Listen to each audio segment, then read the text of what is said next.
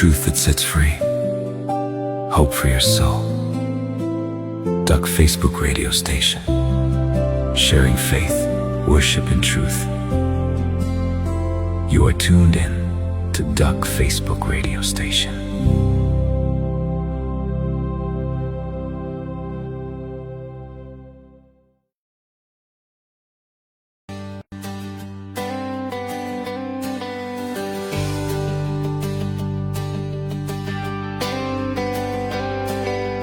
Nuwe gebod gee ek aan julle, nie soos die ouwe nie. Los van die vloek, die wet verbind aan Christus ons Heer. Die bloed van Jezus bring vergifnis, bely om dit te ontvang. 'n voorspraak het ons by die Vader, deur Christus. Los van die vloek, die wet verbind aan Christus ons Heer. Sy offer is ewig bringer stil.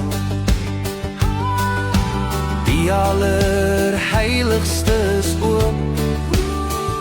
Ons kan ingaan, vergifnis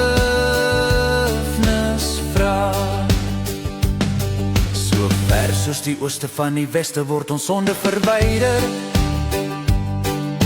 Al was dit soos skarlaken, wit soos wol word ons gewas.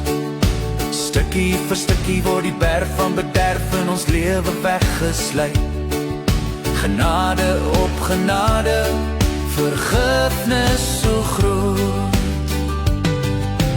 Los van die vloek, die wet verbind aan Christus ons Heer.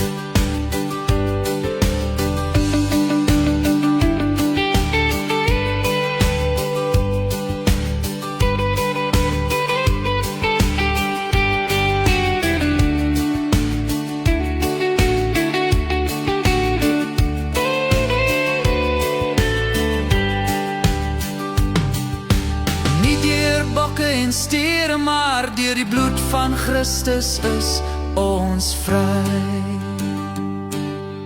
Los van die vloek, die wet verbind aan Christus ons Heer. Los van die vloek, die wet verbind aan Christus ons Heer. Los van die vloek, die wet verbind aan Christus ons Heer. Goeienaand en hartlik welkom hier op 'n Dinsdag aand 6:30 by ons Bybelstudie hier op die Duck Facebook radiostasie op 'n Dinsdag aand 6:30. U is ingeskakel om vanaand saam met ons hierdie Bybelstudie program te kan meemaak. Ons is opgewonde vanaand om dit aan U te kan oordra. Ons loof die Here vir die wysheid, die insig, die kennis, die verstand wat hy aan ons verleen, sodat ons dit ook so kan oordra. Nou vanaand is ons dankbaar en bly dat elkeen kan inskakel. Baie welkom hier by die uitsending vanaand saam met my Karen, hier van Langebaan af waar ons uitsaai die Duck Facebook radiostasie. Jy is baie welkom, die wat ingeskakel is vanaand. Deel dit daar na jou tydlyn toe, deel dit daar na jou status toe, dat almal kan deel wees van hierdie amazing Bybelstudie wat ons aanbied. Loof die Here. Nou voor ons gaan begin vanaand, wil ek net eers vir ons lekker saam bid. En ag, dankie Dolletjie, jy sê jou sussie lyk pragtig. Jy is dit dierbaar.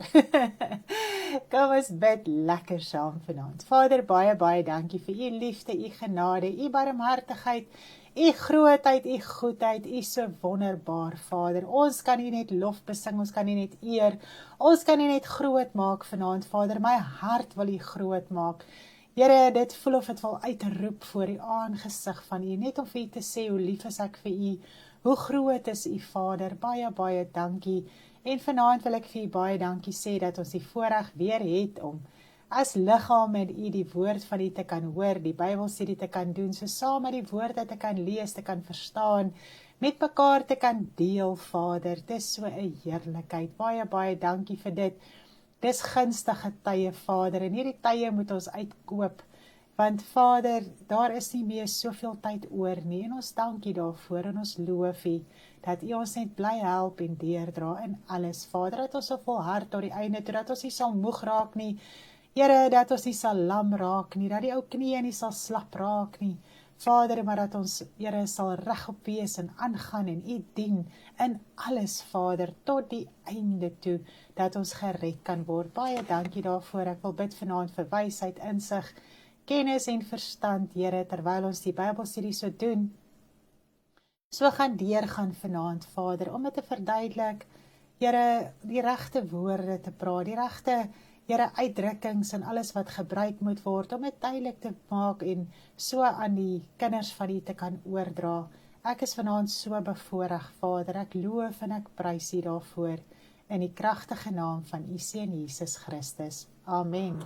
Loof die Here, ons gaan vanaand die 7 feeste doen, en natuurlik die Sabbat, is daarmee saam die nuwe maande, en dan ook die ewige insettinge, wat ons baie keer in so verwarring sit. So ons gaan vanaand alles so lekker bespreek, uitsorteer, deurpraat met mekaar, dat ons duidelikheid kan kry oor al hierdie dinge, die feeste van die Ou Testament, die sabbatte, die nuwe maande, die nuwe maande, die besnydenis van die hart, en in die Ou Testament natuurlik die besnydenis van die manspersone. Hoe moet ons dit verstaan? En so gaan ons alles vanaand lekker bespreek. Maar Stanley was so oulik geweest om vir ons 'n lied te skryf oor die 7 feeste, wat ons eers nog gaan luister, want dit is 'n hele samevatting van alles wat ons vanaand gaan bespreek. Kom ons luister net eers lekker na die lied van die 7 feeste.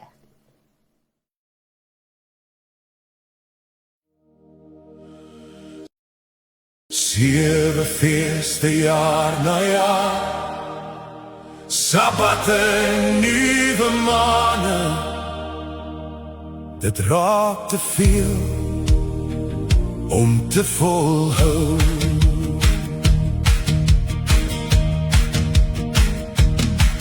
Die verlosser het gekom, hou vas aan die hoof, nie aan die eerste beginsels van die wêreld, en die weet nie wat 'n sware las. Die wet van die Gees, die liefde, die grootste gebod, leef in die vervulling, wat 'n ligte las. 7 feeste jaar na jaar, sabbatte, nuwe maande, dit raak te veel om te volhou. Vry van die wet, losgemaak deur Christus, net teen fees en wet bind, val in die gees en die vlees, terug waar jy was. 7 feeste jaar na jaar, sabbatte, nuwe maande, dit raak te veel om te volhou. Die Heer maak 'n einde aan alles, ewig vervul deur Jesus Christus. Die krag van sonder die wet, eindig deur Jesus Christus. Dit kon nie red, 1 of 2 of meer, weer onder die vloed. 7 feeste jaar na jaar, sabbatte, nuwe maande, dit raak te veel om te volhou. Oh, die Here maak 'n einde aan alles, ewig vervul deur Jesus Christus.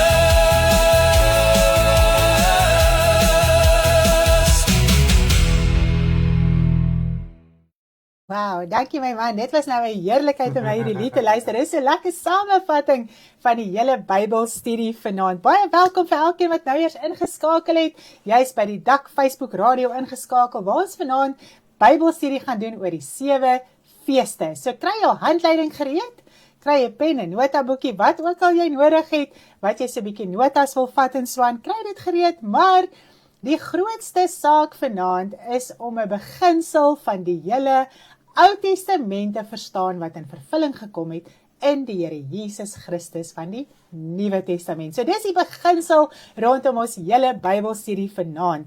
So in die Ou Testament het God Moses opdragte gegee dat Israel 7 feeste moes hou, soos opgeteken is in Levitikus 23. Gaan gelees gerus Levitikus 23 deur, daar is al die wette opgeteken, maar ek moet vir julle sê, vandag toe ek so deur die handleiding gaan, en ek sien hoe Stanley dit vir ons bymekaar gesit, en duidelik gemaak, sodat mens werklik kan verstaan wat daar aangaan, want as jy net so deur alles lees, dan voel dit soos 'n verwarring, dit voel of jy nie verstaan waar en wat en hoe en wat nie, maar as jy deur die handleiding lees, het hy dit vir ons so mooi uiteengesit, om dit wel so te kan verstaan. Dankie my liefie, dit was heerlik om dit so te sien. Ek sê vir hom, dit moes kophou gewees het, om al hierdie dinge bymekaar te kan sit, want even al het ek sy handleiding, moet ek vir jou sê, dis kophou om hierdie goed bymekaar te kan bring en te kan sit. Maar dis 'n heerlikheid, loof die Here,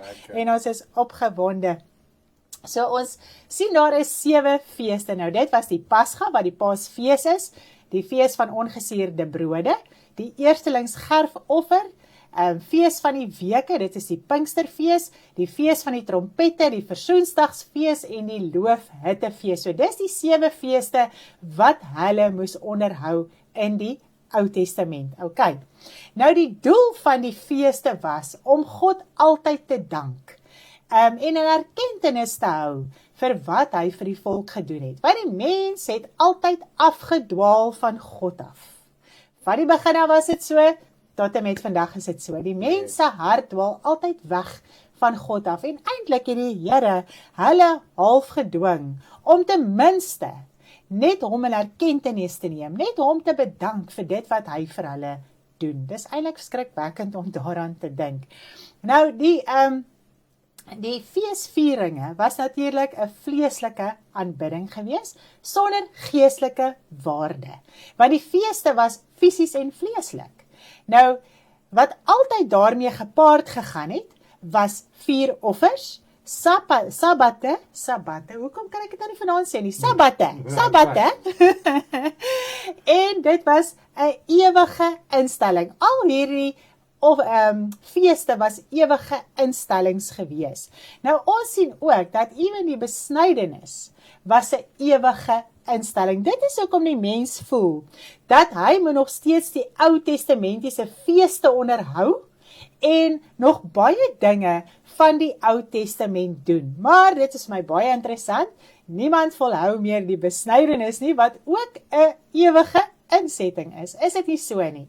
So, baie van die goed word uitgepiek, wat nog onderhou word en wat nie onderhou word nie.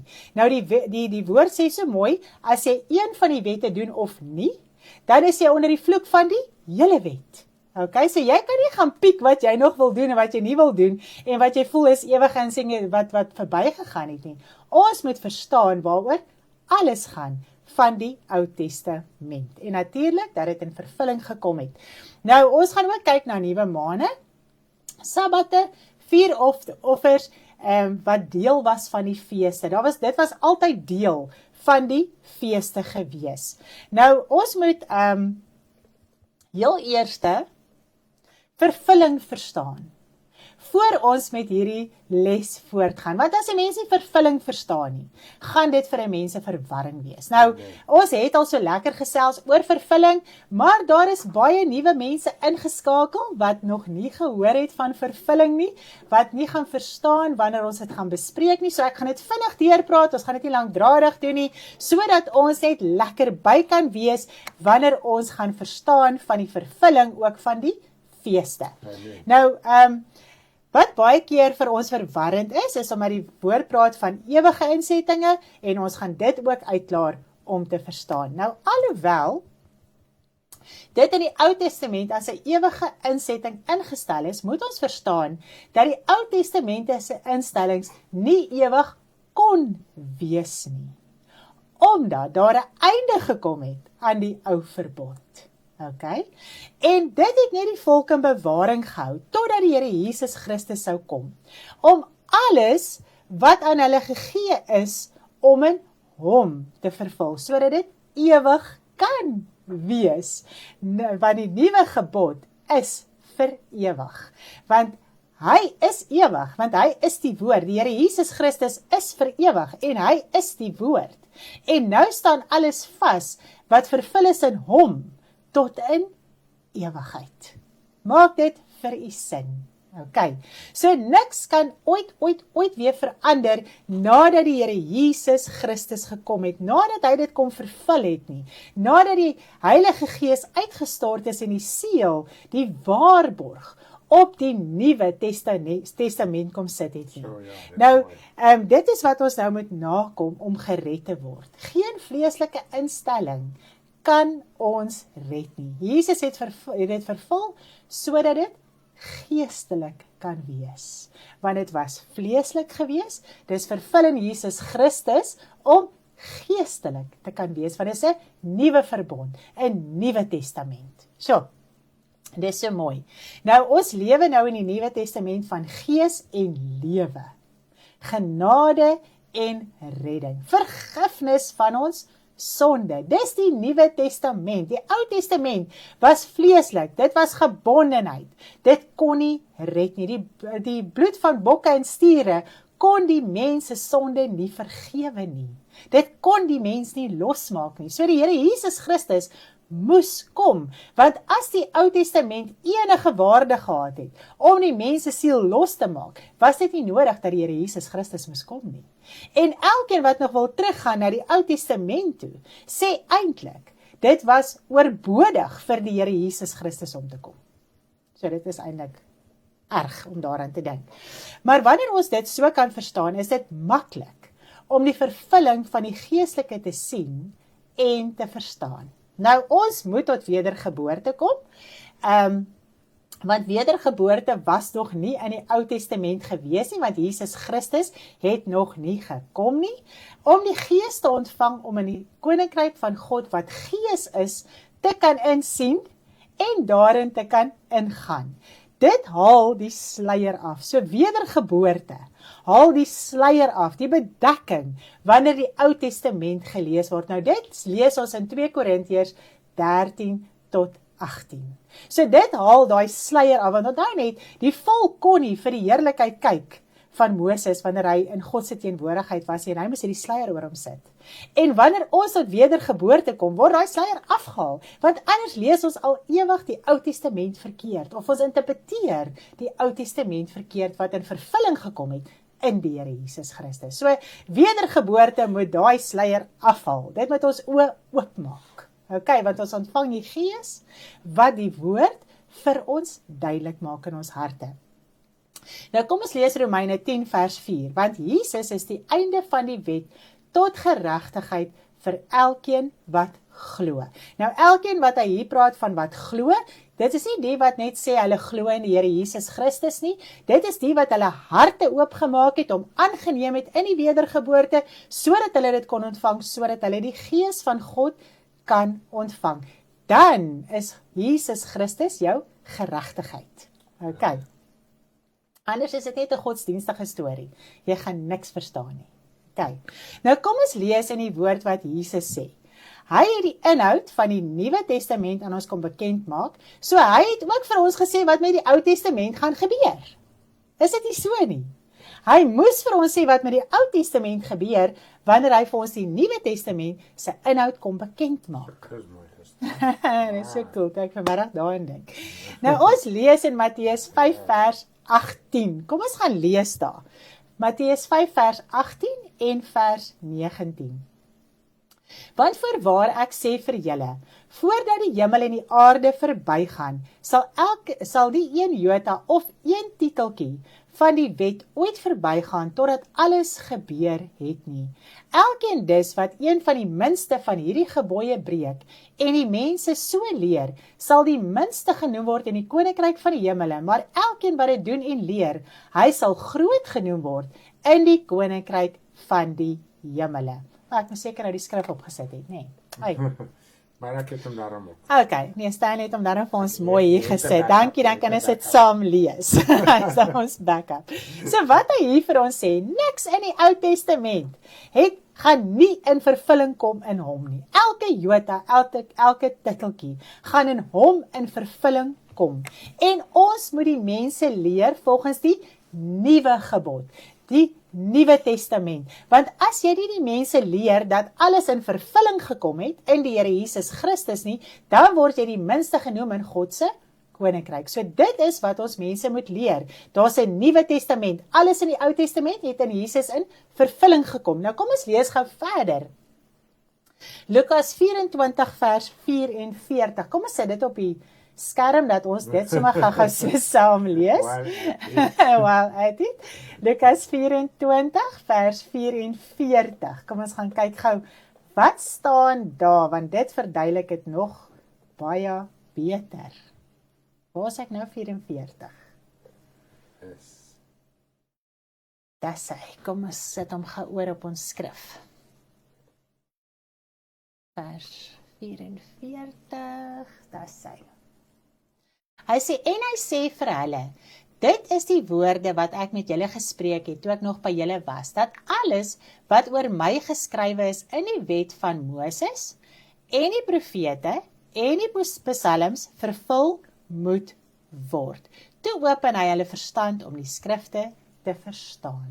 So, op die einde van die dag, wat ons hier verstaan is, dat alles wat in die wet opgeteken was, die manifestasies, die profetiese dade, wat hulle jaar na jaar, dag na dag uitgevoer het in vervulling gekom in die Here Jesus Christus. Het alles op hom gewys, op hom getoon. Okay. En dan die profete, al die profetiese woord, oor die Here Jesus Christus en die profete boeke, wat ons lees, het in vervulling gekom, in die Here Jesus Christus. So daar's niks uitstaande van die profetiese uitsprake oor die Here Jesus Christus nie. Nie een jota of titeltjie is uitstaande wat daar opgeteken is nie. En natuurlik die psalms. As jy so lekker deur die psalms lees, ek kan vir jou sê, vandat 'n mens vervulling verstaan, en mens lees deur die psalms, dan sien jy, hoeveel profetiese woord oor die Here Jesus Christus is wel opgeteken in psalms. Nou ek dink baie keer daaraan, dat as 'n mens nog vleeslik dink, dan kry jy jouself vreeslik jammer as jy psalms lees, want jy dink dit gaan oor jou, as mens, en die meeste van dit wat opgeteken is, gaan oor die Here Jesus Christus. So al daai woorde, elke jotaatjie, elke jota en elke titeltjie, het in vervulling gekom in die Here Jesus Christus. So niks in die Ou Testament is nog uitstaande, wat nog moet gebeur, wat mens kan oortrek na die Nuwe Testament toe nie. Maak dit vir u sin. Amen. Okay, so as mens dit verstaan, kan ek vir jou sê, jou hart is los, jou hart is vry, wanneer jy dan die woord lees, dan verstaan jy, daar's nie meer 'n sluier oor jou om nie te verstaan, om dit verkeerd te verstaan, om dit nie reg te lees nie, dan verstaan 'n mens dit reg, want nou is die Gees van God in jou hart, sodat hy vir jou die woord kan duidelik maak. Amen. Okay. Nou, alreeds in die Ou Testament was die volk se harte afvallig. Nou God het hier deur Jesaja met die volk gespreek. Kom ons gaan lees Jesaja 1 vers 11 tot en met vers 14. Jesaja 1, is julle nog by? Is julle nog saam? Jesaja, as daar enigiets is wat onduidelik is, asseblief sit dit vir ons op die comments, dan kan ons daarna kyk en dan kan ons dit so antwoord, want as dit vir jou onduidelik is dalk nog vir iemand anders ook onduidelik. Jesaja 1 vers 11 tot en met vers 14. 14. Hy sê, want ek het aan die menigte van julle, wat het ek aan die menigte van julle slagoffers, sê die Here? Ek is sat van die brandoffers, van ramme en die vet van vetgemaakte kalwers, en ek het geen behaag in die bloed van stiere of lammers of bokke nie. As julle kom om voor my aangesig te verskyn, wie het dit aan julle hand geëis om my voorhoewe te vertrap? Kom ons gaan net gou boontoe hoor. Bring nie meer skynheilige offergawes nie. Gruwelike reukwerke, dit is dit vir my. Nuwe maande en sabbate, die uitroepe van samekomste. Ek verdra geen ongeregtigheid en feestyd nie. Julle nuwe maande en julle feestye haat my siel. Hulle is vir my 'n oorlas. Ek is moeg om dit te dra. Sjoe. So die volk se harte was in anyway nie by die Here nie. Hy sê vir hulle, julle nuwe maande, julle sabbate, julle feeste is 'n las vir my.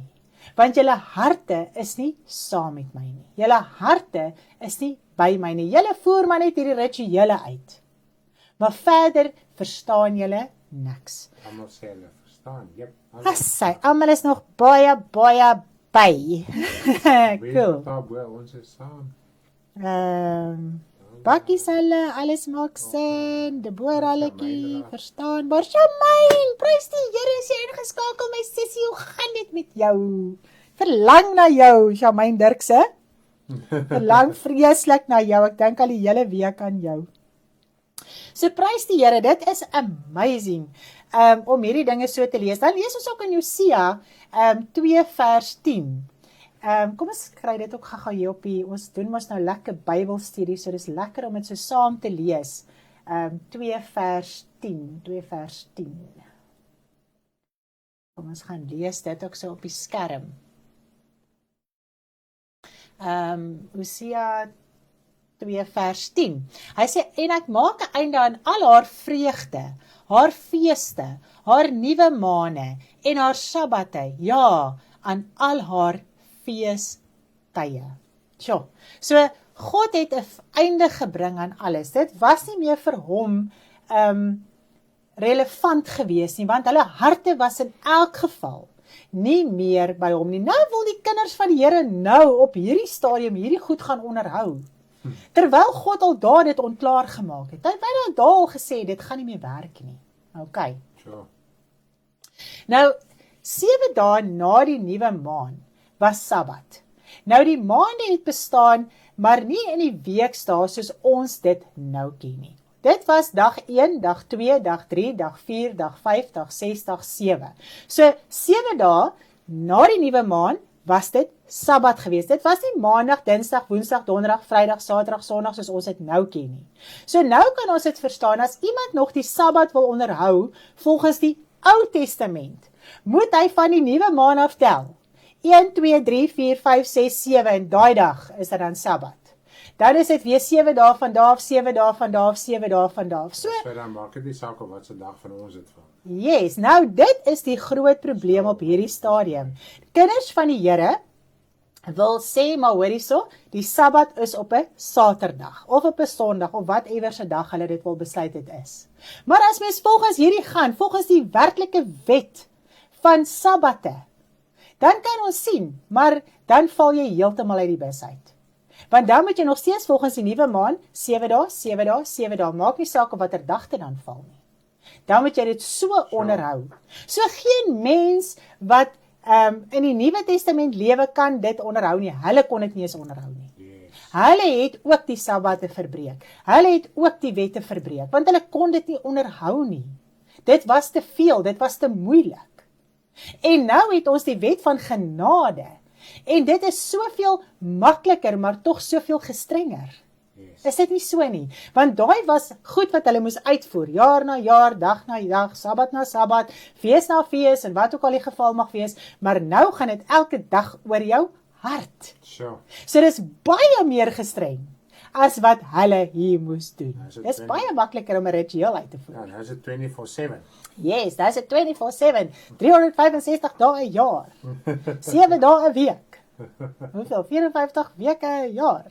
52 weke 'n jaar. So, verskriklik. Nou, Jesus is Here van die Sabbat. So die hele Sabbat saak het in elk geval in die Here Jesus Christus in vervulling gekom. Nou, hoe moet ons dit verstaan volgens die Nuwe Testament? Daai skrif in Hosea 2 vers 10. Hoe is dit vervul in die Nuwe Testament. Kom ons gaan lees Kolossense 2 vers 16. Kom ons gaan lees dit daar. Hoe is dit vervul in die Nuwe Testament? Ek kan vir jou sê, hierdie goed maak 'n mens se hart so los en vry. Amen. Dat jy so verstaan, dat 'n mens nie eers meer jouself kan steur aan hierdie dinge nie. 2 vers 16. Vers 16. So dankie my liefste man, dat jy dit vir ons so duidelik kom maak. En alles in die handleiding, al die skrifte, die konteks van die skrifte, Yes. so Karen haal nou net punte uit, hoofpunte wat ons lekker kan verstaan. Selfs Kolossense 2, as jy hom gaan dwars deurlees, ek sê vir jy gaan jou lewe nie meer worry wat jy gaan eet en aantrek en doen en nie doen nie, en jy gaan net wel heilig lewe. Prys die Here. Ja, so in jou handleiding is dit baie meer volledig, hoor. Ek haal net beginsels uit vanaand. Dat ons net sekere beginsels kan verstaan. Maar as jy daai beginsels verstaan, kan ek vir jou sê, jy het geen kennis verder meer nodig nie. Kyk. Kolossense 2 vers 16. Laat niemand julle dan oordeel in spys of in drank, of met betrekking tot 'n fees, of nuwe maan, of Sabbat nie, wat 'n skaduwee is van die toekomstige dinge, maar die liggaam behoort aan Christus. Laat niemand julle van julle prys beroof nie, al sou hy behaai in nederigheid en verering van die engele en indring in wat hy nie gesien het nie. Waar is ek nou? Gesien het nie. En sonder oorsaak opgeblaase wees deur sy vleeslike gesindheid en nie vashou aan die hoof uit wie die hele liggaam deur die gewrigte en verbindinge ondersteuning ontvang en saamgebind word, so met goddelike groei groot word nie. Want wat gebeur is, ek kan vir julle sê, mense wat vleeslik is geweldig opgeblaase. Die hele vleeslike godsdiens wat weer ingebring word, is 'n geweldige opgeblaase godsdiens. En daaraan word profeet en herder en leraar en apostel en al hierdie dinge gekoppel, want dit is 'n opblaas van iets wat nie bestaan nie, wat hulle in elk geval nie verstaan nie. So die meeste wat besig is met die Ou Testament is altyd besig met hierdie titels en dinge om hulle self op te blaas, want die vleeslike godsdiens is 'n opgeblaase godsdiens. Dit lyk na gestrengheid. Jy doen nog steeds al hierdie dinge van die Ou Testament, dit lyk gestreng. Maar jy val af van die genade van die Here Jesus Christus. En baie mense wil dinge opwek terwyl hulle besig is met die wet. Jesus Christus, die Gees van God, niks kan dit bevestig nie, want dit het verbygegaan, dit het in vervulling gekom met die Here Jesus Christus. So dit is in elk geval 'n valse leerstelling, 'n opgeblaase valse leerstelling. OK, wil jy ietsie sê my man? Nee, ek is Kom ons kyk gou na Galasiërs 4 vers 9, 10 en 11. Galasiërs 4 vers 9, 10 en 11. Hy sê, maar nou dat julle God ken, of liewer deur God geken is, hoe keer julle terug tot die swakke en armoedige eerste beginsels, wat julle weer van vooraf wil dien? Julle neem dae en maande en tye en jare waar. Ek vrees vir julle, dat ek miskien vergeefs aan julle gearbei het. So as jy weer besig raak met hierdie goed, dan keer jy terug na die armoedige eerste beginsels. Dinge wat niks met ons te doen het nie. Jock, Zandi. Ja, Jock het dit getik. Die vervulling van die Ou Testament maak nou sin, want ek het baie bevraag, dankie, groete Jock. Ek waardeer dit, Jock, prys die Here, ek is bly ons verstaan het, want as jy dit verstaan, kan ek vir jou sê, die hele woord van God maak vir jou sin wat jy lees. Nou, wat is Sabbat? Wat is Sabbat? Nou, as ons kyk na, as ons in die sonde van die wêreld vasgevang is, dis 'n swaar las sonder rus. Nou, wanneer ons harte vir die Here Jesus Christus gee, God skenk vir ons die wedergeboorte en ons ontvang die Gees, en ons is in die koninkryk van lig, daar is rus. Want Jesus Christus, sy juk is sag en sy las is lig, want dit is sondeloos. Nou Sabbat is die rus in ons hart, elke dag. Dit gaan nie oor 'n dag nie. So wanneer ons die Here Jesus Christus aanneem, die Here van die Sabbat, ontvang ons die rus in ons siel, in ons innerlike, so ons kan elke dag daai rus hê. Dit gaan glad nie meer oor enige dag of wat ook al die geval mag wees nie. Dit gaan nou oor, dien jy die Here? Is jy in die rus en die vrede van die Here? Strewe jy na heiligmaking om sondeloos te lewe, want sonde is 'n swaar las. Maar as jy sondeloos lewe, hoe lewe ons sondeloos? As jy in daai reinheid en waarheid lewe, en jy strewe na heiligmaking, dan raak daai las lig. En wanneer jy struikel en val, na jou wedergeboorte, dan kan jy bely. Jy het nou vergifnis ontvang deur Jesus Christus se offer, sodat jy versoening by die Vader kan kry wanneer jy gesondig het. So dit is baie makliker, maar ek dink dit is baie vernederend vir die vlees, en dit is hoekom hy dit wil doen nie. Dit is baie makliker om 'n vleeslike ritueel te gaan doen, as om jou sonde te bely, as om jou hart uit te sorteer. So dit is hoe ons in die rus bly van die Here Jesus Christus. Ons neem daai las op ons van sondeloosheid, van vergifnis wat ons kan kry wanneer ons sonde bely. En dit is genade wat ons ontvang. Want daar was nie genade gewees in die Ou Testament nie. Nou is daar genade. Wat is daai genade? Daar het vergifnis gekom deur die Here Jesus Christus, sodat ons vergifnis van ons sonde kan kry, sodat ons versoen kan word met die Vader. En versoen kan bly met die Vader, want wat doen sonde? Dit bring 'n skeidsmuur tussen ons en God. Dis nie God wat wegtrek nie.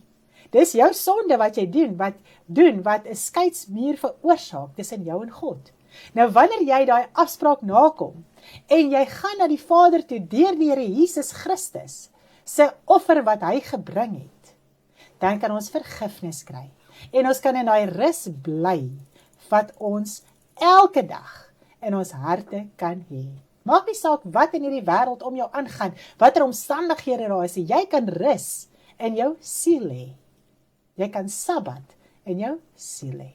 Wow, dis net mooi. Wat se liedjie gaan ons luister?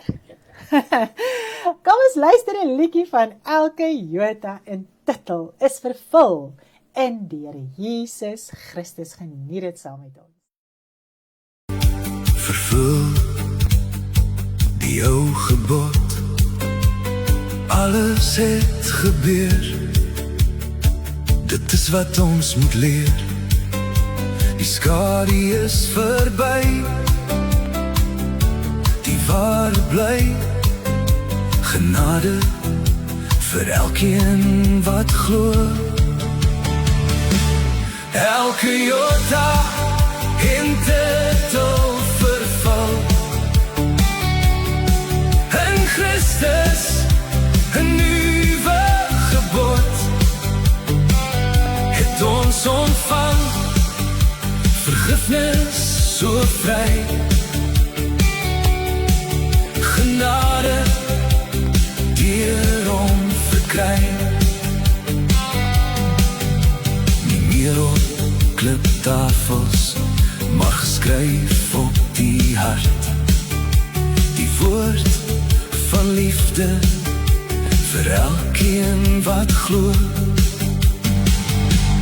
elke jota en titel vervul, 'n nuwe verbond, nie soos die ouwe,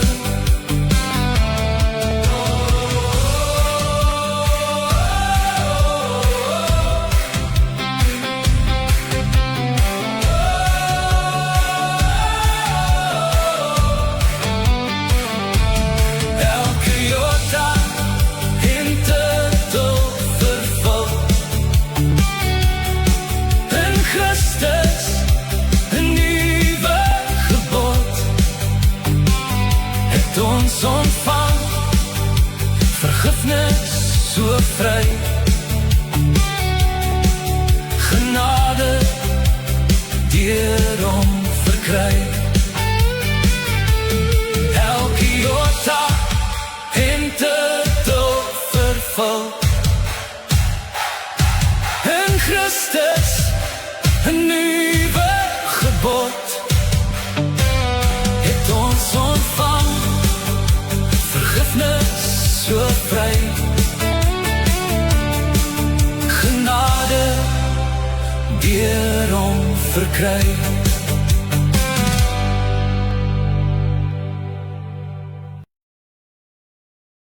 Daar sê, elke jota en titel is vervul. Ek hoop dis nou so in ons harte ingebrand, om dit te verstaan dat daar niks uitstaande is in die Ou Testament wat nog oorgetrek moet word na die Nuwe Testament toe nie. Amen. Jesus Christus het vir ons die Nuwe Testament kom bekend maak, sodat ons kan verstaan wat in die Nuwe Testament moet gebeur. Nou ek dink sommer daaraan met die Sabbate. Die volk het in elk geval die Sabbat verag. Hulle het in elk geval nie gedoen wat hulle moes nie. En ek dink daaraan dat wanneer ons die Here Jesus Christus aanneem in die wedergeboorte, dan is ons in die rus van God. En baie keer verag ons die Sabbatsrus in God. Want hoekom? Hulle het teruggegaan na die afgode toe. Hulle was weer nuuskierig gewees na die wêreld. En baie keer ons as kinders van die Here raak ook weer nuuskierig oor die wêreld. En ons gaan kyk baie keer weer wat daar aangaan. Ons gaan weer na die afgodery toe. En ons raak weer deel van dit. En die wêreld is sonde. Die wêreld is ongeregtigheid. En dit bring weer daai las, daai swaarigheid in ons geestelike lewe. Want onthou net, sonde is swaar. En die rus van God, as jy die Here Jesus Christus se juk en las op jou neem wat sondeloos is dit lig. En omdat ons baie keer so terugbeweeg en eintlik die rus wat ons ontvang met ons wedergeboorte verag en weer terug gaan wêreld toe, raak dit weer vir ons swaar. Baie keer val mense terug, omdat dit te swaar raak. En mense raak nuuskierig oor die wêreld. Die voel was beter daar. Nou ja, kom ons gaan oor na die 7 feeste toe. Stil is ons. Kom ons gaan oor na die 7 feeste toe. Nou, soos ons nou al genoem het God in die Ou Testament van Moses opdrag gegee, dat die volk 7 feeste moes onderhou, wat opgeteken is in Levitikus 23. Nou hierdie feeste was soos volg. Kom ons begin by die eerste een. Nou dit is so van bladsy 16 af in jou handleiding. Ons gaan so van daar af deurwerk. Ek gaan lekker hoofpunte noem van die feeste. Jy kan elke detail gaan lees met die skrifverwysings en alles in jou handleiding wat vir jou dit nog meer duidelik gaan maak. Maar ek dink as ons vanaand hierdie beginsels verstaan, as jy dit dan gaan lees, gaan dit vir jou baie makliker wees om te verstaan. So kom ons begin by die Pasga, die Paasfees, okay? En dit lees ons in Eksodus 12. Daar is die hele instelling van die Pasga. Nou daar's 'n paar punte, ek gaan dit lekker vinnig deurhardloop, anders gaan ons baie tyd spandeer aan die feeste. So ons gaan lekker punte deurhardloop en hoe dit in vervulling gekom het, dat ons kan verstaan, moet ons nog die feeste onderhou? Moet ons nie? Ons het al klaar gesien, ons moenie meer Sabbate onderhou nie. Okay? Want die Sabbat is nou in jou hart, dis die rus wat jy ontvang met jou redding. En dis wat jy moet bewaar, en dit is waarin jy moet werk elke dag om daai vrede en rus in jou hart te behou. So is daar nog feeste wat 'n mens moet onderhou. Deesdae in die Christelike kerk, kan ek vir sê, as jy sien, is daar feeste wat mense onderhou. En ons moet sekerheid daaroor hê. Nou kom ons gaan kyk na die Pasga. Nou die punte wat ek hier wil uithaal is, dat sonder die bloed en die dood van die lam is daar nie verlossing nie. Nou die hyssopbossie, hulle moes die hyssopbossie gebruik, so hulle moes 'n lam slag, sonder gebrek, en hulle moes sy bloed vat, en met die hyssopbossie moes hulle dit aan die kusyn smeer. Nou, dit was uiters belangrik ook, dat daar geen suurdeeg was nie. Okay, so hulle mag geen suurdeeg geëet het nie, en elke persoon wat die Pasga gebruik het, moes besny gewees het. Daar moes ook 4 offers gewees het, en dit was 'n ewige insetting. So dit is omtrent die hoofpunte van die eerste Pasga wat gehou is, toe die volk uitgetrek het uit Egipte uit. Okay. Die Pasga en die ongesuurde brode en eerstelingsgerfeeste was aaneenlopend gewees. Nou okay, die lam wat daar geslag is, wys op die Here Jesus Christus wat sou kom. So dit was 'n simboliek gewees van die Here Jesus Christus wat sou kom, wat sou sterf en sy bloed vir ons kom stort. Nou die hyssopbossie was ontsondiging gewees. Dit was 'n eenvoudige bossie wat gebruik was om aan hierdie bloed aan die deurkosyne te smeer.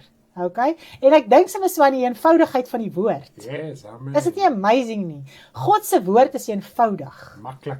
Dis maklik. En dit is hoekom mense dit nie wil aanneem nie, want mense wil al hierdie kennis hê. En jy wil al hierdie dinge weet. En eintlik uitmekaar uittrek en skrifte en dinge, terwyl die woord van die Here so eenvoudig is. En ons moet by dit bly. As jy by daai beginsels bly, gaan jy die woord van die Here verstaan. So, die Here Jesus Christus moes kom. Dit was die lam wat geslag is met die Pasga. Die hyssopbossie was ontsondiging. Dit was die simboliek van ontsondiging. Yes. En dit het basies daarop gewys dat hulle vorige sonde is vergewe. Want onthou net, dit kon nie gebeur het nie. Hierdie is simbolieke wat vir ons in vervulling gekom het in die Here Jesus Christus. So al daai simbolieke, al daai profetiese dade, al daai manifestasies het gewys op die Here Jesus Christus wat sou kom. Okay. So die vergifnis van sonde in die Here Jesus Christus. Dit is wat dit nou vir ons beteken. Dis ons lam wat gekom het. Hy is geslag vir ons. Daar het vergifnis gekom deur sy versoening met die Vader. En ons kan dit ontvang en so kan ons van ons sonde vergifnis kry.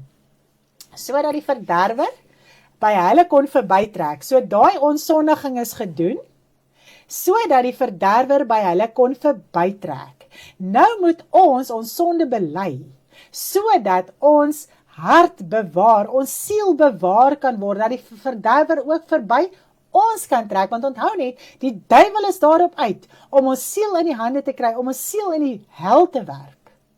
So ons moet ons ontsondig, ons moet ons sonde bely, sodat die verderwer kan verbytrek, want die woord sê so mooi, onderwerp jou dan aan God, weerstaan die duiwel, en hy sal van jou af wegvlug.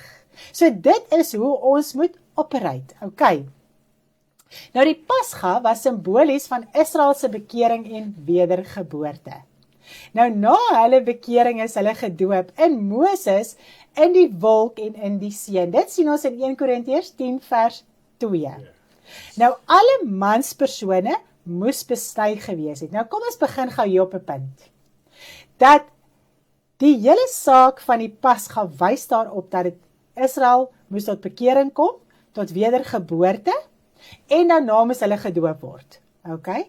En dit wys op ons lewe vandag. Yes. Dis die vervulling van dit wat daar gebeur het. Ons moet nou tot bekering kom. So ons bekeer onsself, God skenk vir ons die wedergeboorte en ons word gedoop. So dis die pad wat jy moet stap. En dan kan jy eers die nagmaal gebruik. As jy tot wedergeboorte gekom het, slegs die persone wat besny was, kon van die Pasga gebruik. Sure. Okay?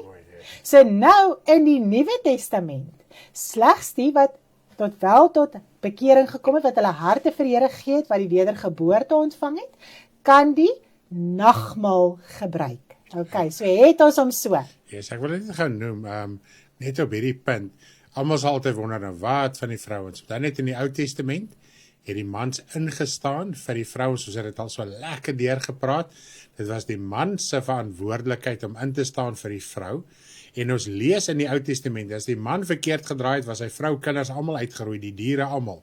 So die mans was verantwoordelik, dis hoekom die manspersone besny was. Nou sê die woord, jy as man moet besny word. Met ander woorde, jy was as middelaar of beskermheer van jou gesin voor God gewees. Nou Jesus is ons geestelike man. Hy is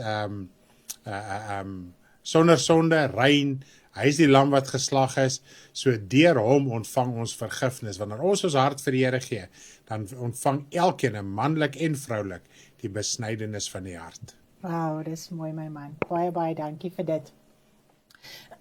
So, en daar moes ook 4 offers wees. Nou, die Here Jesus Christus het ons kom wys, dat hy was hierdie offer, hy het homself kom offer, voor God as hierdie lieflike geur, want hierdie 4 offers, moes die hele dier verbrand. En daai lieflike geur het voor God gekom. En dis wat die Here Jesus Christus vir ons kom wys het. Hy het homself kom offer, om hierdie lieflike reuk voor God te wees, om hierdie lieflike geur te wees. En hoe het hy homself kom offer? Om sy rug op hierdie wêreld te draai, om nie toe te gee aan die drange en begeerlikhede van sy vlees nie. En dit is wat ons ook daaruit moet leer. Ons moet ook onsself offer. Ons moet ook ons rug draai teen die wêreld, teen sonde, teen drange, teen begeertes en al hierdie dinge. En dis hierdie offer, dis hierdie welriekende reuk voor God wanneer ons onsself offer. Wanneer jy seer kry in jou hart, in jou binneste, dan is dit daai offer wat plaasvind, sodat dit 'n welriekende reuk voor God kan wees, want jy weerhou jou van hierdie wêreld. So kom ons gaan dit gou-gou weer deur met die Pasga. Dis die Here Jesus Christus was die lam wat geslag is. So dis die vervulling. Die hyssopbossie was die ontsondiging. So ons moet ons sonde bely en uitsorteer, sodat daar vergifnis van ons sonde kan wees, sodat die verderwer, want onthou net, jou siel wat gered is jou eersgeborene. So die verderwer moet verby jou siel trek. Okay, dit moet nie meer jou siel in die hande kry nie. En dis wat daar gebeur het.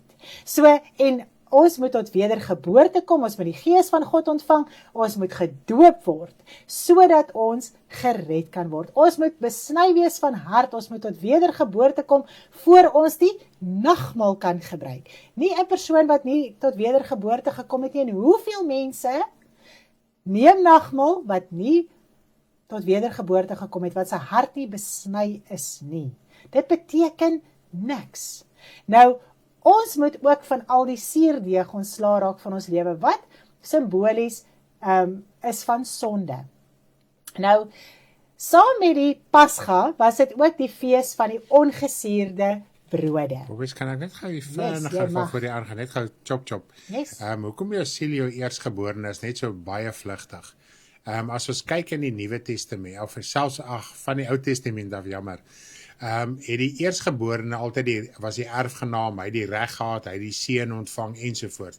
So die eersgeborene in die vlees, selfs daai wet, is in vervulling in die Here Jesus Christus. So dit is jou siel, dit is wat die woord sê, as jy jou hart vir die Here gee, dan jou siel, jou innerlike, dit erf saam met Christus.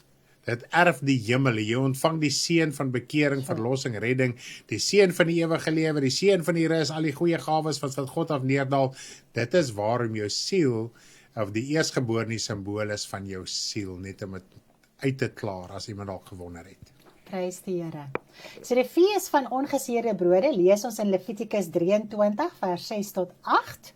Nou die fees van die ongesuurde brode het die dag na die aand van die Pasga begin. Nou met die aanvang van die Pasga moes daar reeds geen suurdeeg wees nie. Okay, so hulle mag nie suurdeeg gebruik het nie.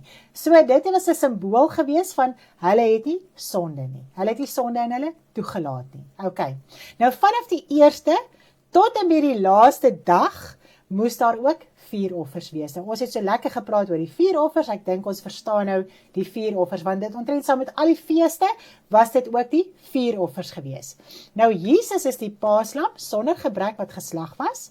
Hy was die ongesuurde brood, wat uit die hemel neergedaal het, waarvan ons moet eet. Wow, mooi. Nou, Jesus het nie vir 'n oomblik toegegee aan sondige begeertes nie. Dit lees ons in Hebreërs 4 vers 15. Net dit alleen was 'n pad van lyding wat die klimaks op die kruis bereik het.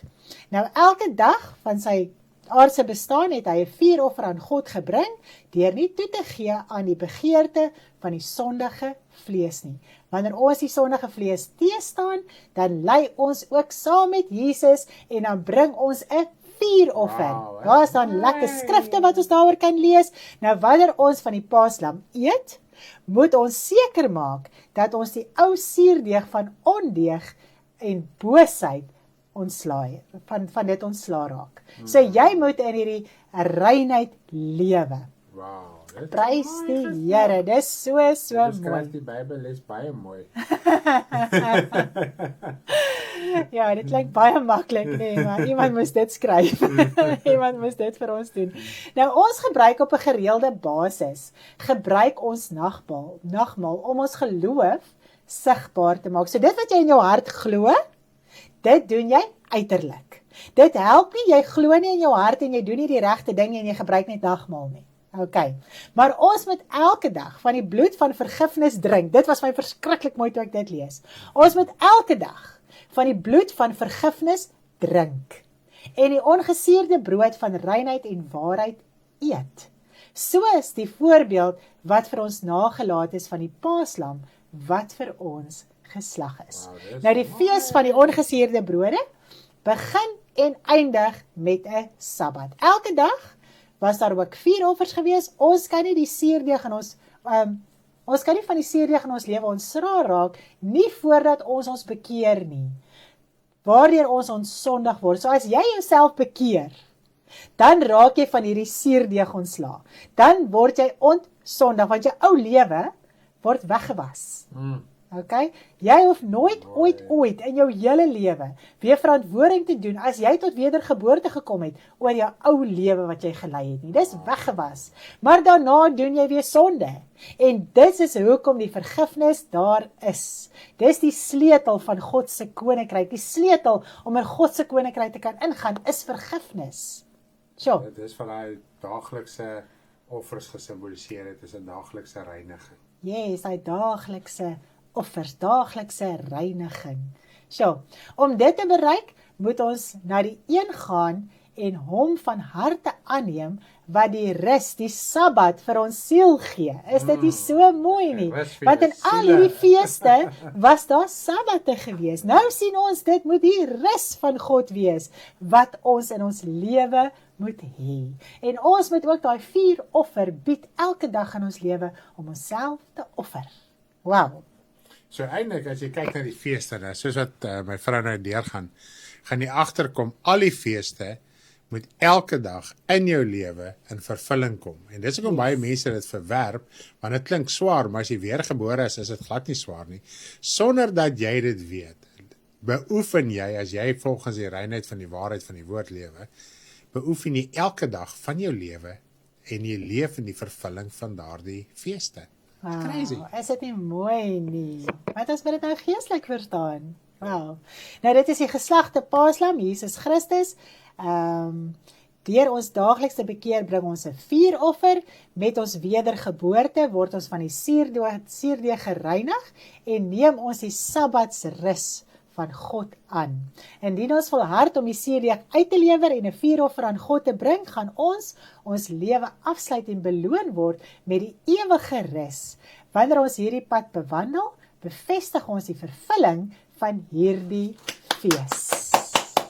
Is dit nie mooi nie? So as jy volgens dit lewe, elke dag van jou lewe, dan sê jy manifesteer dit. Hierdie fees het in vervulling gekom, want ek lewe dit in my hart. Ek lewer hierdie sonde, hierdie suurdeeg uit. Is dit nie mooi nie? Ek dink ek kan heel nag tot 12 uur. Dis so cool, dis so mooi. Dan kom ons by die fees van die eerstelingsgerf. Nou dit sien ons in Levitikus 23, vanaf vers 10 tot 14. Ek dink hier trek ons also by bladsy 25, 26 in jou handleiding. So gaan lekker so saam met dit deur, gaan lees dit weer lekker deur. Al die skrifverwysings van dit wat ek nou sê, is daar in hakies, gaan lees dit deur, saam met dit wat jy ook dan lees wat Stanley geskryf het. Nou die fees van die eerstelingsgerf het direk gevolg na die week van die ongesuurde brode.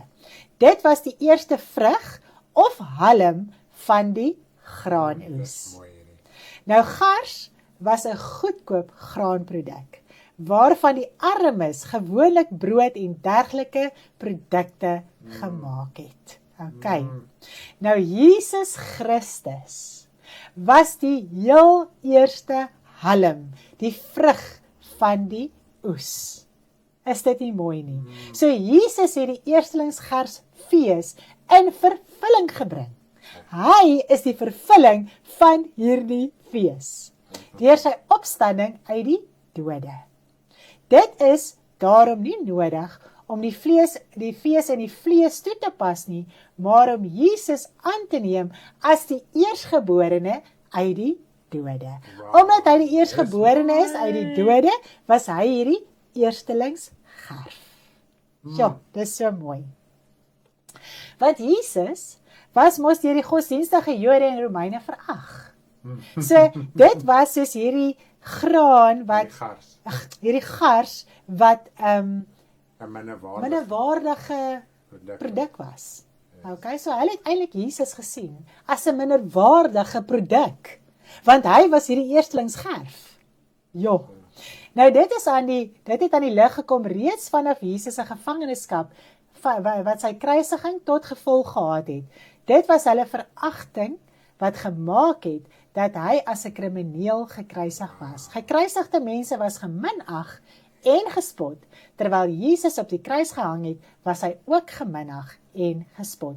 Nou Psalm 22 is 'n profetiese woord oor die Here Jesus wat dit baie mooi beskryf. So die Here Jesus Christus self het hierdie fees in vervulling gebring. Ja, so jy moet nie Psalm 22 gaan lees en jouself daarin sien nie. Kom ons lees Wat is die mens? Ja, dat wat is een die om mens dink? dat een om dink, nee? Ja, dis so die vervulling daarvan word beskryf in Hebreërs. Dit is in die les opgeteken. Yes. So en te veel mense lees daai skrif en wanneer hulle psalms lees, daai psalm, dan kry jy jouself vreeslik jammer. Maar dit is alles oor die Here Jesus. Hy was geminag en verag. Hulle het hom gehou vir een wat geplaag is. En daai gars was 'n veragte en 'n geminagte produk gewees. Tja. So, dis Is ons nog by? Is ons nog by? ja, so die verlossing lê in nederigheid, né? Nederigheid. So ons kan ook in daai vervulling van daai fees lewe. Wow. As ons onsself verneder. As ons aanneem die eenvoudige woord. Let op julle roeping, broeders. Let op julle roeping broeders. Julle is nie baie wyse, Nou, die- nie baie magtiges. Yes, amen. Ja, ons is die eenvoudiges. Voeg jou by die eenvoudige, nie by die hoë dinge nie. So, dit is die evangelie. As Jesus Christus so eenvoudig was, hoeveel te meer moet ons wees? Hoeveel te meer moet ons nog onder hom onderwerp? Wow, wat smile. So, en ons blaas onsself op. Waaroor? Oor hierdie lewe, oor dit wat ons het, dit wat ons is. So, die Here Jesus Christus was die seun van God. En hy is geminag. So, Regste my, die ander is die Psalm 8 is die, wat is die mens? Ja, ek dink dit is hy, sorry. wat is Psalm 22? Ek het Ek het hom nou hier so gemixed up, sorry daarvoor. Psalm Dankie daarvoor, 22. Elmarie. Kom ons kyk gou daar. Ja, Psalm 8 O my is die God, waarom het U my verlaat? Ver van die hulp van die woorde van my gebrul. Psalm 8. Ja, so dit is 'n hele psalm oor die Here Jesus Christus waar hy sê, my God, waarom het U my verlaat? OK. So kom ons gaan na die fees van die weke toe. Levitikus 23 vers 15 tot 22. Wowers, verlossing is in nederigheid, amazing verby. Yes, dit is die geheim wat Jesus geken het. Ja. In die vernedering is sy verhoging gelê. Yes, en ons wil vir onsself verhoog. Dan word ons verneder. So. Nou, die woord Pinkster is 'n Griekse woord wat 50 beteken en dit lees ons in 1 Korintiërs 16 vers 8. Nou oorspronklik in die Ou Testament word dit die fees van die weke genoem. Nou hierdie fees was die insameling van die graanoes. Nou 50 dae nadat die volk uit Egipte uitgetrek het, het hulle die wet van God by Moses ontvang. Nou, hulle kon nie daar ploeg en plant en allerlei dinge doen nie. Nou later, toe hulle begin ploeg en plant het die insameling van die graanoes plaasgevind op dieselfde tyd as wat die wet aan hulle oorhandig is. Okay. Nou, dit het in vervulling gekom. Ek gaan nou eers sê wat? So wat daar gebeur het, vandat hulle uit Egipte uitgetrek het, tot hulle die wet by Moses ontvang het, was 50 dae. Okay. En die vervulling hiervan was die uitstorting van die Heilige Gees. Dit was 50 dae nadat Jesus opgestaan het uit die dode, was dit die uitstorting van die Heilige Gees. Nou, Toe is die Nuwe Testament. Toe is die Nuwe Testament bekragtig en hy's verseël. Okay, so ons hoef nie nou meer 'n Pinksterfees te gaan vier nie, want wat gebeur as jy tot wedergeboorte kom? Dan ontvang jy die Heilige Gees. Amen. Okay, so dit is wat gebeur het met die uitstorting van die Heilige Gees op die Pinksterdag. Nou, elke persoon daarna ontvang die Heilige Gees met sy wedergeboorte. Okay, nie eers daarna nie eers by een of ander Pinksterfees by 'n kerk wat iemand vir jou bid dat die Gees op jou val nie. Jy ontvang dit in jou hart, in jou binneste. Okay. Ja, en deur middel van die Heilige Gees wat jy ontvang jy die nuwe gebod, die nuwe verbond, die nuwe wet van God deur die Gees. So dit gaan nie net oor om deur die Gees gedoop te word om tale te praat nie. Dit is baie meer omvangryk as net dit. Dit is om te verstaan dat jy ontvang die nuwe verbond, die nuwe gebod van God. Soos wat in die Ou Testament, dit 50 dae na die uittog ontvang jy die ou verbond, was dit bevestig en verseël 50 dae na die opstanding van Jesus uit die dode. En nou as jy jou hart vir die Here gee, dan kom dit ook vervulling in jou lewe en jy ontvang die nuwe gebod, die Nuwe Testament, die nuwe woord. Die nuwe lewe. Nou die fees van weke het geval op Pinksterfees.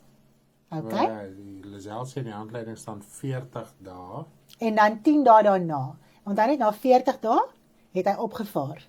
10 dae daarna het hulle die Heilige Gees ontvang, toe dit 50 dae. Ek het dit so deurgelees daar. Yes. Okay. Die arbeid wat hulle ingesit het in die evangelie, se oes het daar plaasgevind by die Pinksterfees, by die uitstorting van die Heilige Gees. Want onthou net, Jesus Christus het gewerk en die disippels het saam met hom gewerk. En daar was dit die insameling van die oes van die evangelie wat uitgegaan het. Want dit was mos op dieselfde tyd van die graanoes. Yes. Okay? So daar het hulle die vrug van die graan ingesamel. Yes. Maar op dieselfde dag van die Pinksterfees was dit ook hierdie fees gewees. Insameling van siele. Die insameling van siele. Want daar het soveel tot bekering gekom. Yes. En hulle is gedoop. So dit was die oes gewees van die evangelie wat uitgegaan het tot op daardie stadium. Is dit nie amazing nie? En die arbeid wat ons verder insit. Okay, kom ek sê net eers so, wanneer jy jou hart vir die Here gee, kom die fees ook in jou lewe in vervulling. Yes. Okay, dan is jy ook ingesamel in hierdie oes. Dis die vrug van daai arbeid wat uitgaan. Nou, maar die vervulling het gevolge, né? Yes. Ons is die gevolg van daardie vervulling. Ja, ons is die gevolg van die vervulling. Maar dit moes ergens begin het. Yes. Nou die arbeiders die arbeid van die oes vind nog steeds plaas tot by die wederkoms deur die kinders van die Here. Want ons arbeid nou in hierdie oes, né?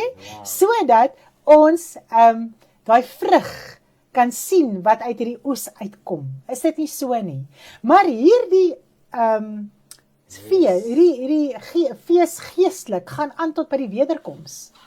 Yes, okay. Paul het hom geklik, sy het hom. So, daar snap ek nou iets. Eers met wedergeboorte kom dit in vervulling in jou lewe. Voor dit is jy basically onder die wet wat vir die sondaar is. Presies net so. Okay?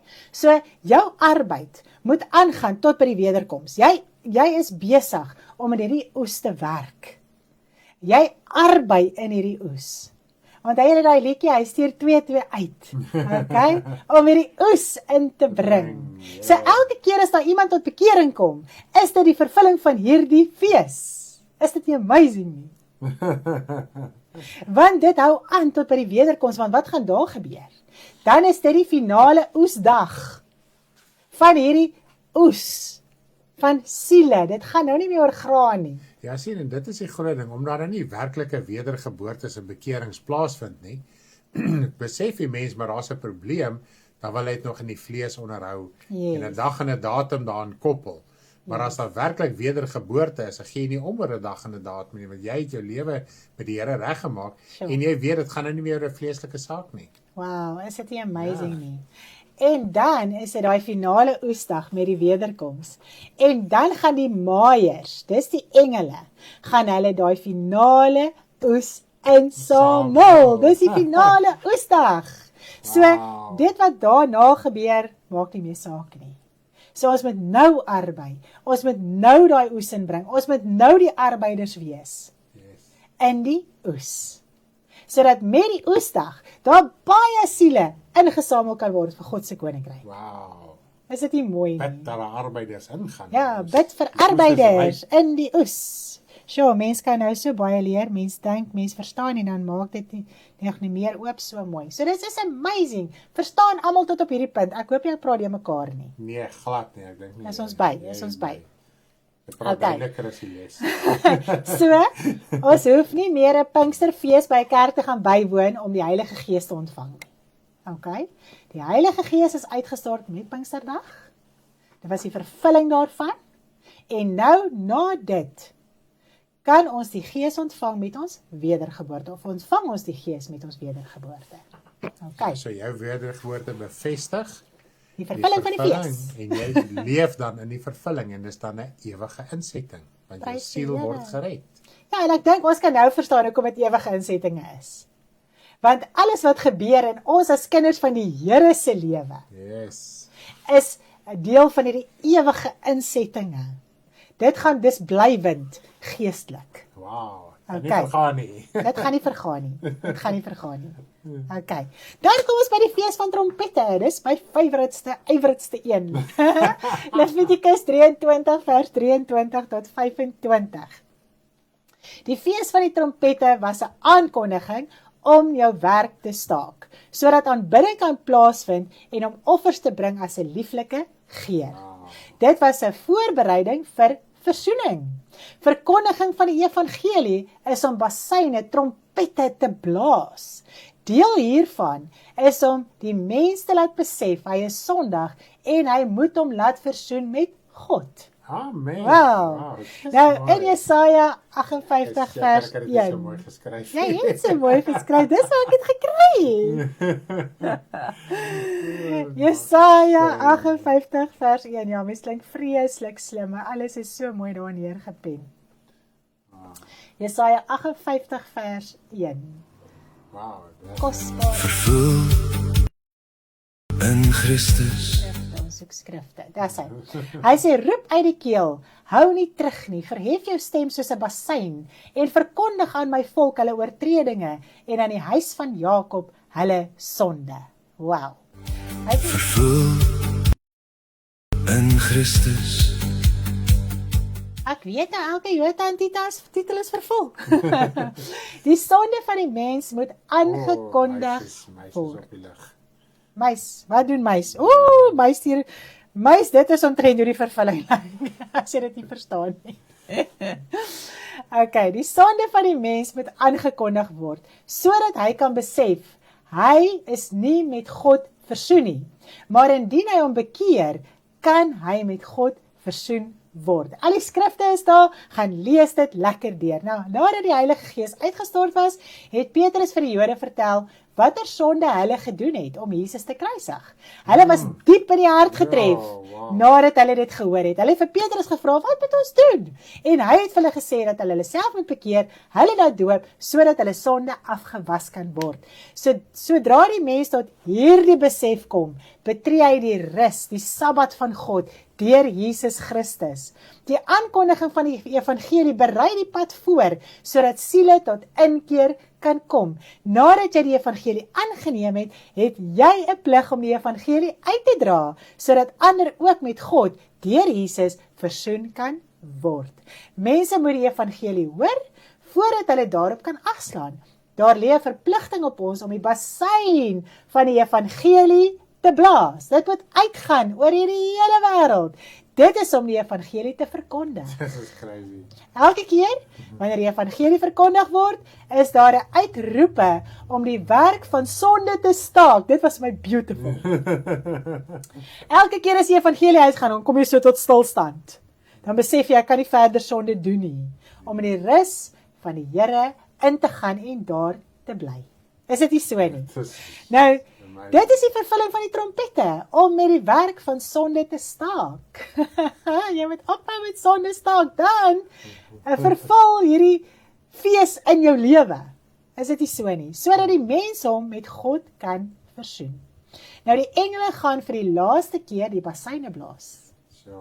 Met die wederkoms gaan dit aangekondig word. Op hierdie tydstip moet die mens hom al reeds laat versoen het. Want wanneer die basseine van die wederkoms gaan blaas, gaan daar nie meer 'n kans vir versoening wees nie. Ek dink net ook aan wat gaan gebeur by die wederkoms. Dan gaan elke persoon se sonde voor die hele wêreld sigbaar wees.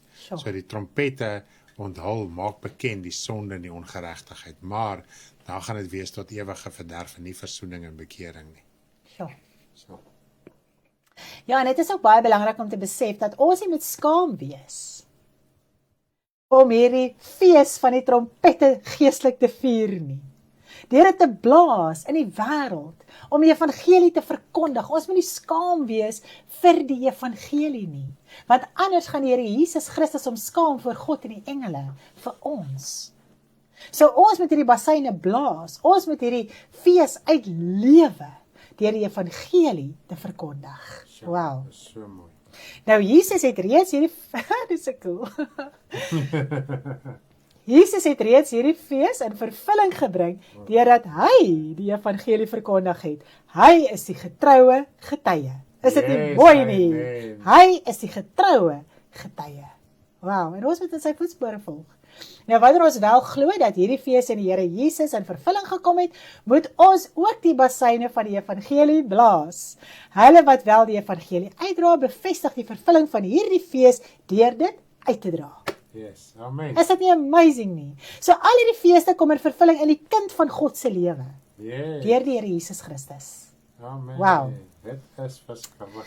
Dit is so mooi. Dit is so groot aanmoediging. Dit is so heerlikheid. Hoekom wil jy die Ou Testamentiese goed gaan doen wat vleeslik is?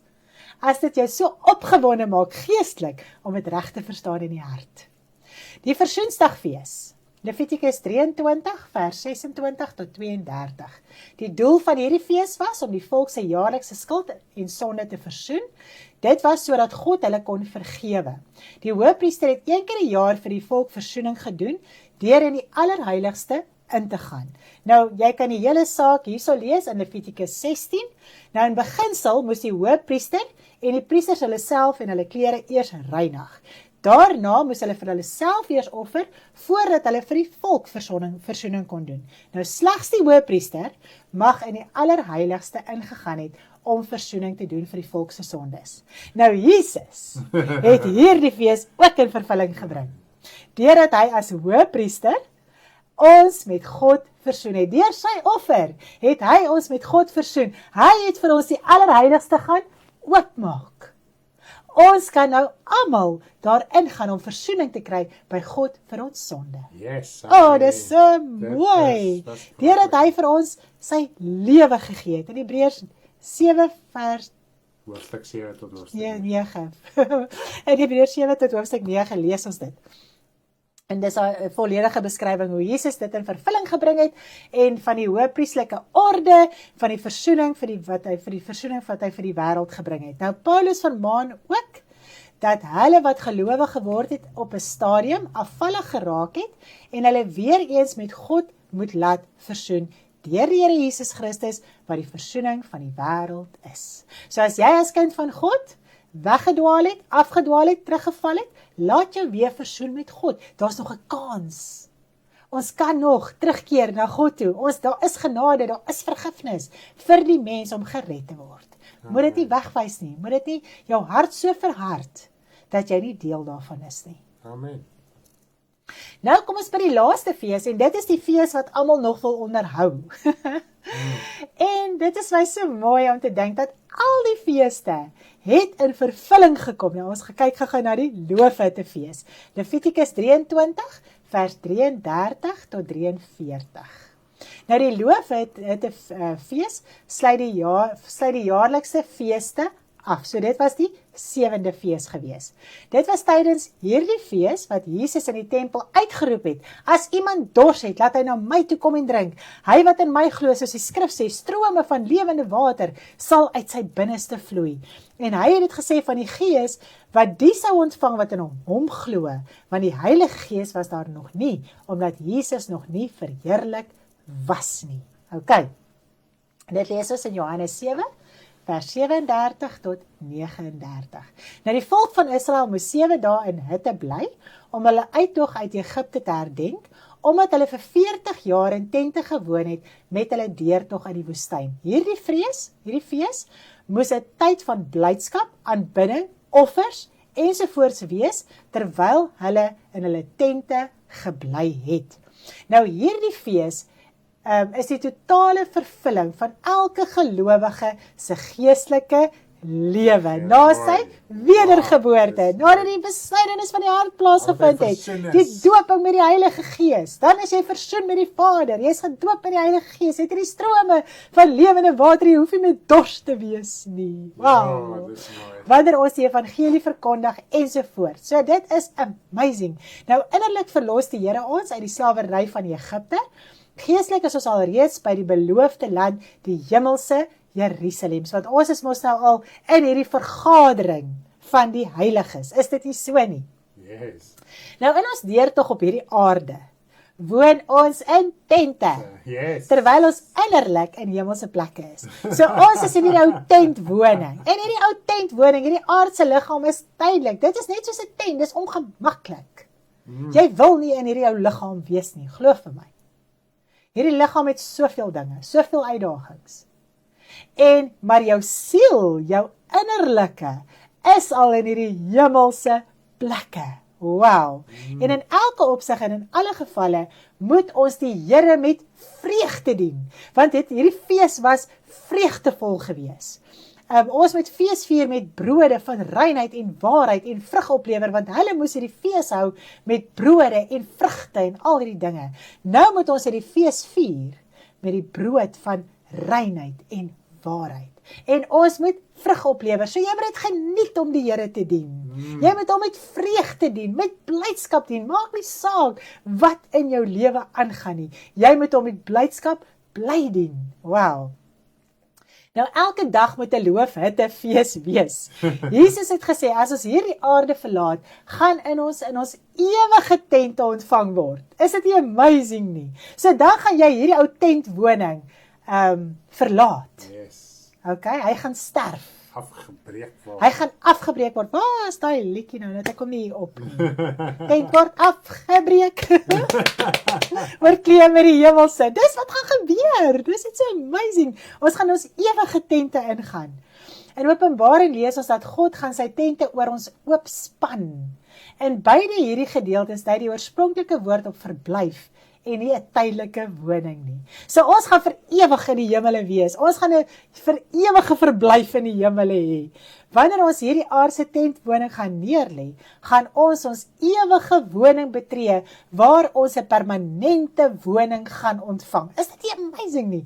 Wanneer ons die Here dien, moet die strome van lewende water uit ons uitborrel, sodat ons kan huppel soos kalvers uit die stal, soos wat die Here Jesus dit uitgeroep het op die Loofhuttefees. Die wat dors het, kom na my toe.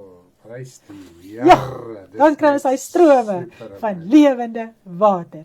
Nou al die feeste het, en dit is nou die opsomming van al hierdie dinge vanaand, al die feeste het in vervulling gekom.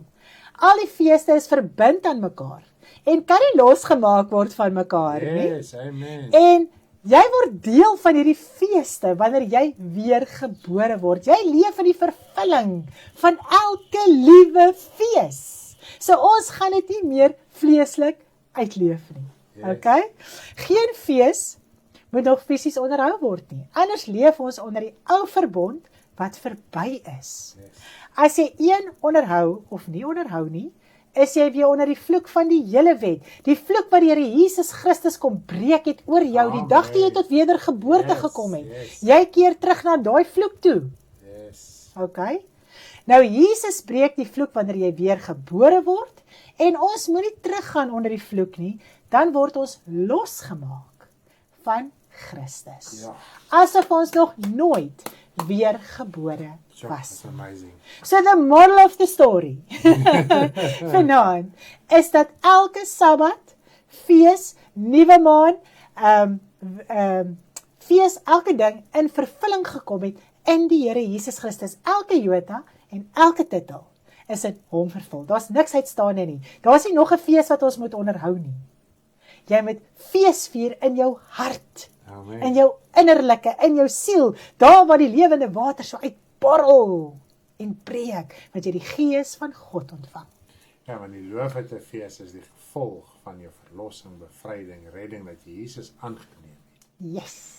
Ja, is amazing. Loof die Ek Here. verstaan my eie les beter. Yes. Prys die Dit maak Here, mens dis, verskriklik opgewonde. dit is so. Nou is jy seker dat ons geen fees meer met onderhou nie. Die Sabbat is nou in jou hart, dis 'n ewige rus. Amen. Jy moet die Here Jesus Christus aanneem om daai rus te ontvang.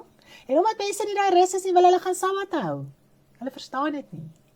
En geen dag is bo die ander een nie. Ons kan dit nou verstaan in die Here Jesus Christus. So ek dink ons harte is los, ons harte is vry. Amen. En ons gaan luister na Jesus breek die vloek, want hy het die vloek oor jou kom verbreek met jou wedergeboorte. Dis al maniere hoe die vloek kan breek. Amen. Okay? Ons kan nie vloeke oor sondaars breek nie. Die vloek breek outomaties oor jou wanneer jy die Here Jesus Christus in jou hart aanneem. Okay, so kom ons luister hierdie laaste liedjie van Jesus breek die vloek. Dankie dat jy na my geluister het. Ek het dit verskriklik geniet vanaand. Ja. Dit is so 'n opgewonde saak, al hierdie feeste wat in vervulling gekom het, hoe ons dit moet verstaan. En nou kan jy dit ook met sekerheid in jou hart uitleef en oordra ook aan ander. Loof die Here. Nou, jy met 'n baie lekker aandjie en onthou môre aand 6:30, 6:30 is Stanley op die lig met sy Engels. En dan gaan hy ook vir ons baie mooi kom verduidelik. Ek dink dit gaan nog baie meer insiggewend wees as vanaand, maar nou het jy dit in elk geval in Afrikaans gehoor, nou kan jy dit in Engels volg. Wow, prys die Here. So in 2 tale is dit nog beter, 2 tales. Okay, so lekker aand vir almal. Vervul in Christus.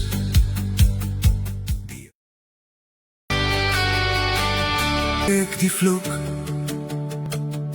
bevry die siel, reinig die siel, beskerm die siel.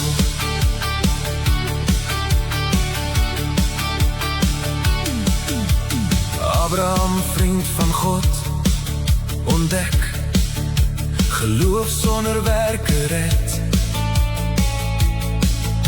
nie deur die ou wet. Dit bring die dood, nie deur die wet, nie deur die wet, maar deur geloof.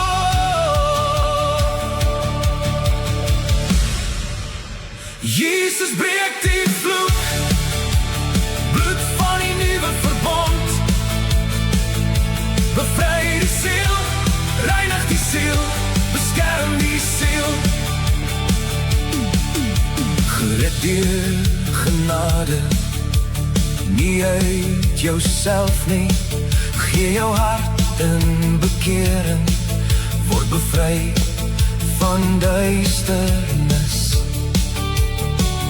Word vriend van God, deur geloof en genade. Jesus breek die vloek, bloed van die nuwe verbond. Bevry die siel, reinig die siel, beskerm die siel. Geloof wat vrugte dra, werke deur God gegee. Groei en leef in liefde, dra lig vir ander uit. Die ou wet veroordeel, hart en sonder liefde, maar Christus maak jou vry. Hy gee lewe in jou siel. Jesus breek die vloek, bloed van die nuwe verbond. Bevry die siel, reinig die siel, beskerm die siel.